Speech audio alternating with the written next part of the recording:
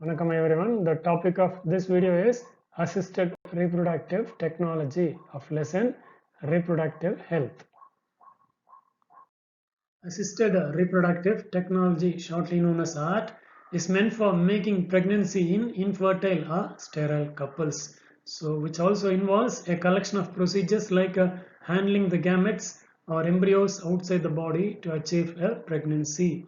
So ART includes the following important techniques, namely intrauterine insemination, in vitro fertilization, embryo transfer, zygote intrafallopian transfer, gamete intrafallopian transfer, intracytoplasmic sperm injection, pre-implantation genetic diagnosis, oocyte and sperm donation, and surrogacy. So regarding all these techniques, we'll be seeing in the forthcoming slides.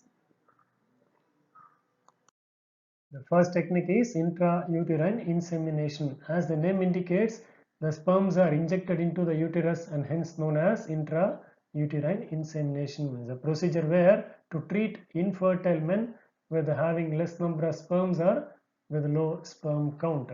This technique, initially the ovary is stimulated to produce the ova. Meanwhile, the semen is collected from the husband or from a healthy donor, and the collected semen is injected into the uterus through the vagina by means of a catheter. So after that, the sperms migrate from the uterus to the fallopian tube, where it gets fertilized with the ovum in the fallopian tube and leading to a normal pregnancy. So this technique is known as intrauterine insemination.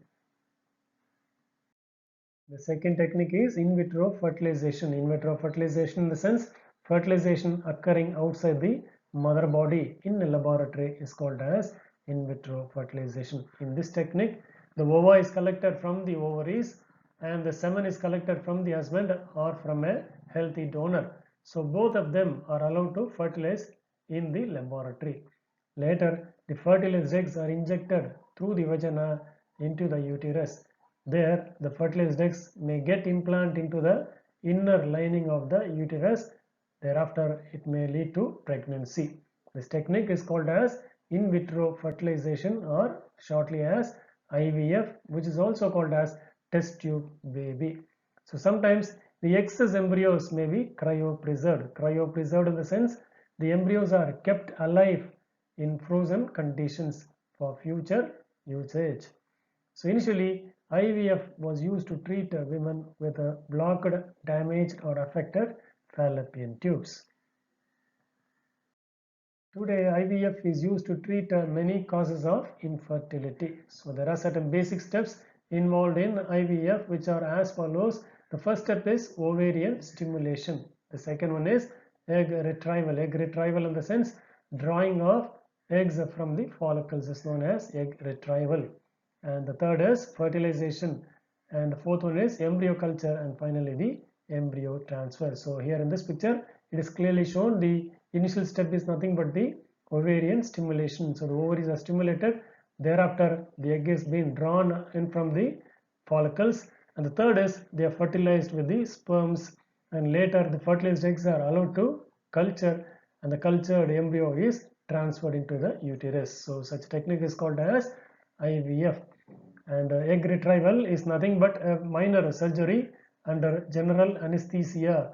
So after injecting a hormone called as human chorionic gonadotropin, so after injecting this hormone by 34 to 37 hours by using ultrasound images, the surgery is done, what is known as egg retrieval.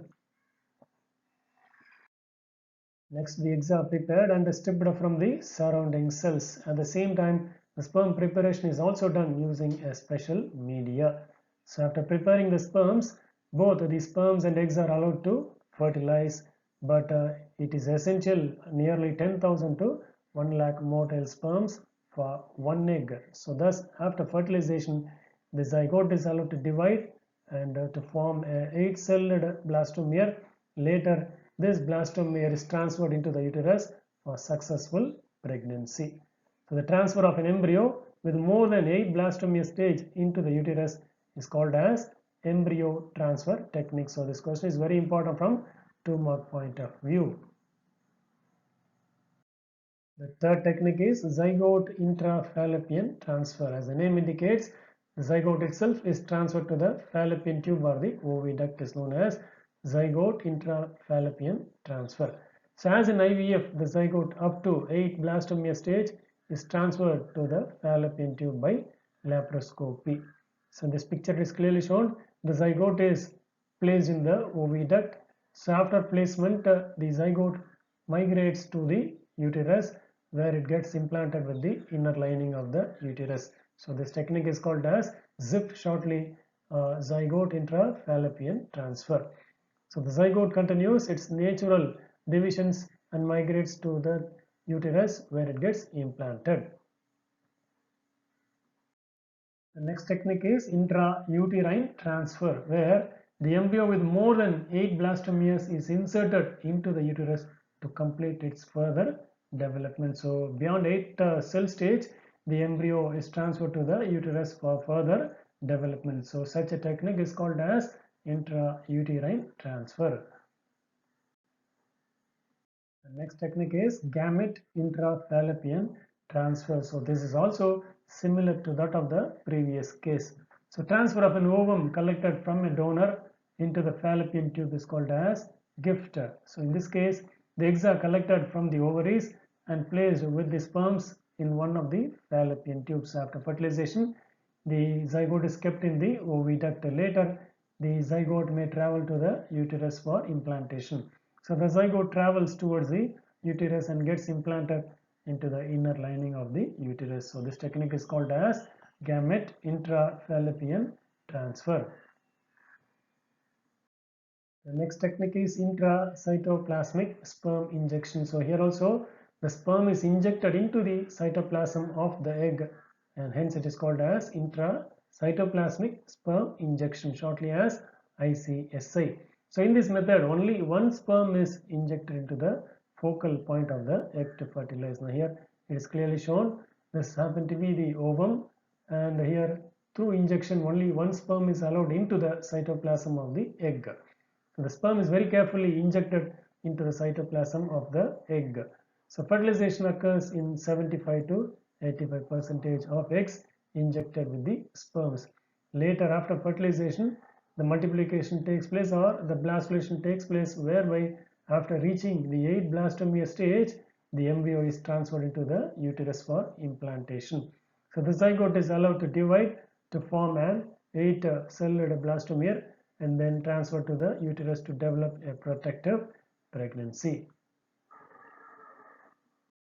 Next aspect is surrogacy. Surrogacy is a method of assisted reproduction or agreement whereby a woman agrees to carry a pregnancy for another person who will become the newborn child's parent after birth. So these both happen to be the intended parents, and this is said to be the gestational carrier. So who will carry the child of these both parents? So such a mother is called as surrogate mother. So through the in vitro fertilization, embryos are created in a lab and are transferred into the surrogate mother's uterus. So that's the embryo is transferred to the mother, who is called as the surrogate mother.